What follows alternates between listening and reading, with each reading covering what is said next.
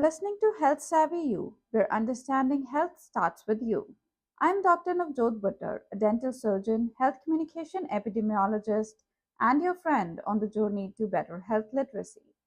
In every episode, I break down complex health info, teach you how to spot fake health tips, and share practical tools to help you think clearly, ask smarter questions, and make confident health choices.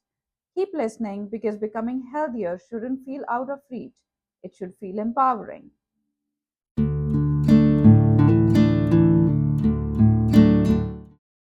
Welcome. Welcome back to Health Savvy You. Over the past few episodes, we have learned how people's unverified stories about their health can trick us and how shiny buzzwords can distract us. We have learned that evidence doesn't need to be scary and that doing our own research has its limits because the world of health knowledge moves fast and experts spend their whole lives studying these things. We have practiced noticing real world risks and understanding how scientists make our health world a little less risky. We have gotten a little more comfortable with new information, understanding how science evolves.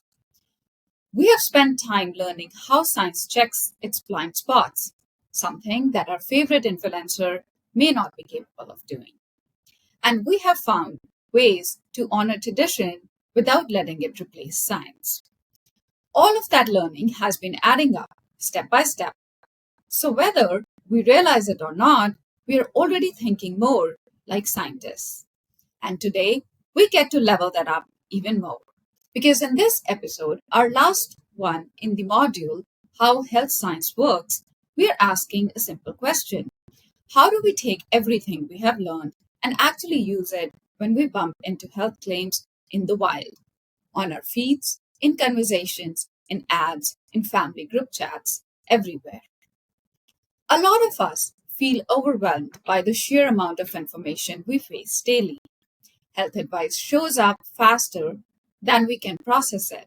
And one of the best ways to stay steady in this storm is to think the way scientists think. Not in a memorize everything way, but in a way that lets us slow down the world just enough to ask better questions. A way that helps us separate what feels true from what's actually supported. A way that shows us how to be curious before we become convinced. A way that lets us catch our own biases with kindness, not shame. A way that keeps us grounded when health trends come and go at lightning speed. So, today we're pulling all of that together. We're going to talk about why health feels hard right now. We'll explore the three superpowers behind scientific thinking that any of us can use in our everyday life. And by the end, we'll have a tiny pocket sized set of questions we can carry with us that can make us health savvy whenever we face a new health claim. As we talked about in our last episode, today we don't live in the same universe as our ancestors did. We don't even live in the same world as our parents grew up in. We now live in a world where everywhere we turn to our phones, friends, TV, even dinner table chats, we are constantly being bombarded with information about our health. Eat more of this, avoid that, study says X is bad, until the next one says X is good. No wonder many of us feel frustrated, fearful, or confused about how to take care of our health. So, why is health so hard to maintain now? First, the tidal wave of information. Every time we connect with the world through news, social media feeds, online health websites, or our families and friends, we are blasted with information. And if one source says apples are great, another says they cause sugar spikes. Now we are left holding the confusion. Research backs this up. People exposed to contradictory health messages often report higher confusion, more skepticism towards experts, and even lower willingness to follow any health advice. We don't just have information overload, but also emotional overload. However, this was not the case just a few years ago when social media and messaging apps were not our main source of information, and we were not constantly being overloaded with health data. Second, Conflicting advice gets amplified, often without context. Scientific discoveries rarely land as clear cut, timeless truths. Instead, they emerge as small steps under some conditions for some populations with their own strengths and limits. But media or marketing often grab a single study and headlinize it, ignoring nuance. This makes healthy living look like a moving target. What worked yesterday might seem dangerous today. That back and forth doesn't make us smarter about our health, rather, it makes us exhausted. This kind of flip flopping leads many to think scientists don't know what's good, which can discourage healthy habits altogether. So, when we feel lost, frustrated, or skeptical, that's normal. The confusion isn't a sign that we are not smart enough or not trying hard enough.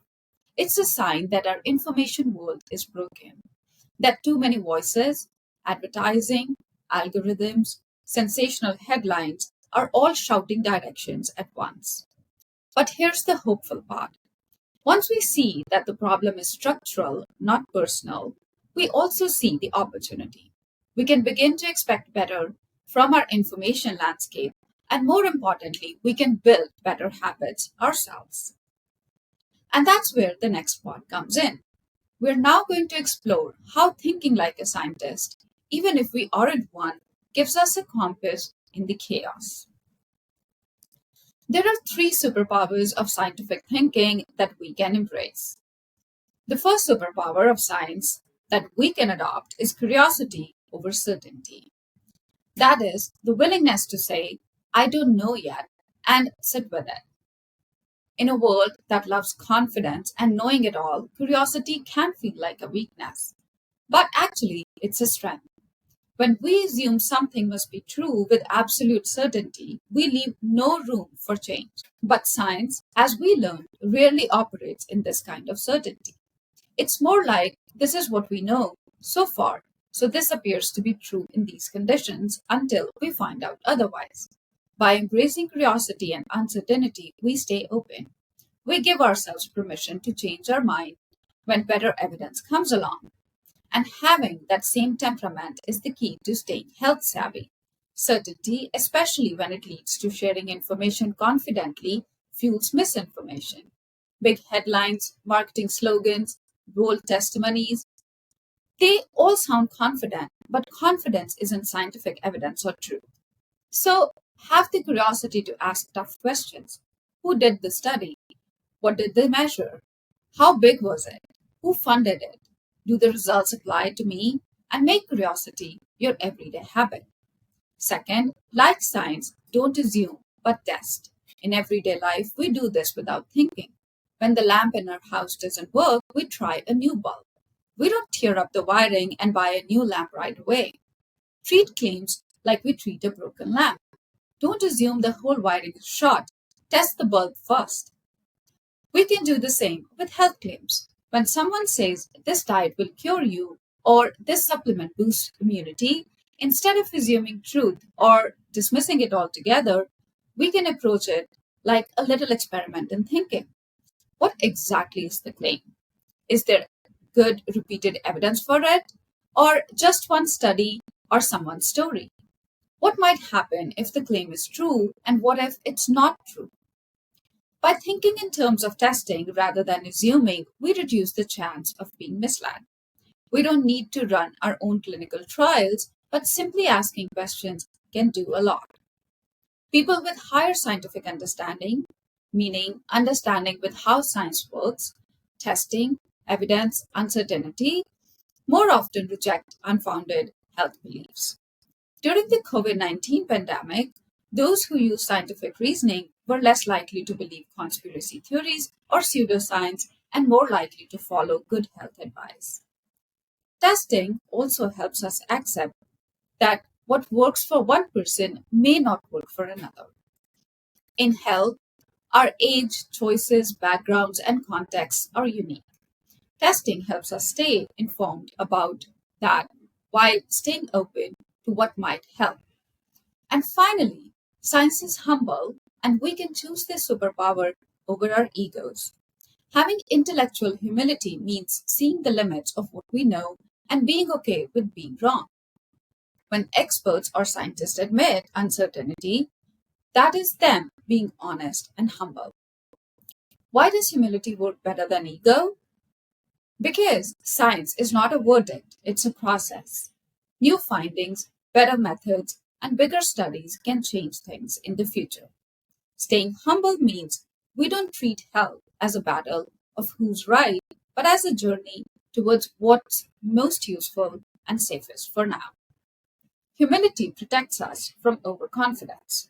There is some interesting research showing that as people begin to learn about something new, their confidence sometimes increases faster than their actual knowledge. In the world of healthcare, that overconfidence can be dangerous. It may lead to rejecting realities and limits and lead us to claiming false accuracy. These three, curiosity, testing, humility, don't require big degrees and fancy credentials. They just require a mindset. And with that mindset, we don't need to know every fact. We just become better at navigating health information. But the real magic is not in knowing the ideas, it's in using them in a way they become our everyday habits. So, how do we use them to fight three big monsters that don't let us stay healthy? Let's start with Monster 1, random online wellness claims, because we meet them everywhere. These messages sound friendly and caring, but as we have learned, confidence is not the same as evidence. When we see a claim, our first instinct doesn't have to be trust or distrust. Instead, we can simply pause and ask, what is this trying to tell us? And how do we know it's true? That alone breaks the spell. Many wellness messages rely on us reacting fast with a fear, a hope, a promise, and pausing brings us our thinking brains back. Here's a habit that we need to build. When something sounds too perfect, too quick, too easy, too universal, we can treat it like a maybe, and then we explore from there. The second monster is our own biases. All of us filter information through our experiences, fears, past health struggles, things we have seen in our families, and even what we wish were true. For example, if we have been disappointed by doctors before, we may lean more towards natural remedies. If we have had great experience with one type of treatment, we may believe it works for everyone. If we want an easy fix, we may grab onto anything that promises one. Now, research shows that our brains love stories more than statistics and love certainty more than ambiguity. So, part of thinking like scientists is noticing when our emotions are steering the wheel. In moments like these, a simple question we can ask ourselves is, do I like this because it's true or because it feels comforting? Sometimes the answer is both, sometimes neither, and sometimes I'm not sure yet. And that's the scientific sweet spot. The third monster is the health trends, the things that blow up on social media, new diets, new tests, new supplements. It's helpful to remember that trends move fast, but science moves slowly, in careful steps. If something is suddenly everywhere, it usually means it's being marketed heavily. Following trends can be risky. We need to give ourselves time to see what stronger studies show, to see if the trend fizzles out, to check whether people who don't sell that product agree with it. What we are really doing in all of this is building a tiny inner scientist. And when we practice these superpowers, often enough, they become natural. So now that we know the monsters and the superpowers, let's build a tiny checklist we can carry in our minds. A pocket sized toolkit for reading any health headline or trend. First, we ask, what problem is this solving? Sometimes wellness claims solve a real problem. Many times they solve a problem we didn't know we had until the advertisement created it. If a claim can't really explain the problem, that's a yellow flag. Second, what evidence supports this claim beyond the story being told? Stories are relatable, but science looks for patterns across many people. So we can ask, Is this based on testimonies from a few people, or is there real research supporting it true? Third, what are the realistic upsides and downsides? Every choice has trade offs. Even harmless things can waste money, time, or hope. Some can interact with medications or raise other risks. Thinking like scientists means we don't just look at benefits, we also look at the costs, both short term and long term. Fourth, who benefits if we believe this? This isn't about cynicism, it's about clarity. Transparency helps us understand motivations. If someone stands to earn money, gain followers, or push a product, that doesn't automatically make them wrong, but it does mean we should ask a few more questions. Fifth, if this were wrong, how would we know? This is the most powerful question of all. If a claim says it works for everyone, all the time, or in ways that can't be measured, then there is no real way to test it, and anything that can be tested can be trusted. And that brings us right back to the heart of scientific thinking. Staying open to the possibility that something might be wrong and being willing to notice the signs when it is. When we ask, if this were wrong, how would we know? We give ourselves a safe little distance from hype, fear, hope, and pressure. That distance lets us think, and it helps us make decisions that actually serve our health. So, as we wrap up, I want to say something important. This episode marks the end of our second module, How Health Science Works. Through this module, we now know how knowledge is created, challenged, corrected, and strengthened so that whole world of health stops feeling like a guessing game. Because when we understand the process, even just the basics, we are less shaken by conflicting headlines. We are less overwhelmed by noise. We don't fall into hopelessness when advice changes. The goal isn't to know everything. The goal is to know how to think when our health is on the line. But not just this module, this is also the end of our season 1. For the last few months, we have been building some health related skills together. In our first module, we explored how misinformation shows up in our lives and how we can stay safe from it. And in the second module, we took steps towards befriending science. After a short break of few weeks, I'll be back next year with season 2, and I'm really excited for it. In the next season, I'll be bringing in some thoughtful, experienced guests, people who are not only experts in their fields, but also genuinely kind humans. They'll help us dive into specific health topics or their personal experiences so we can keep growing our skills and become even more health savvy, one conversation at a time. As we head into the new year, I hope we all take a moment to rest, reset, and maybe revisit a few episodes if there's anything we want to hear again. Breaks are good for learning, they help things sink in.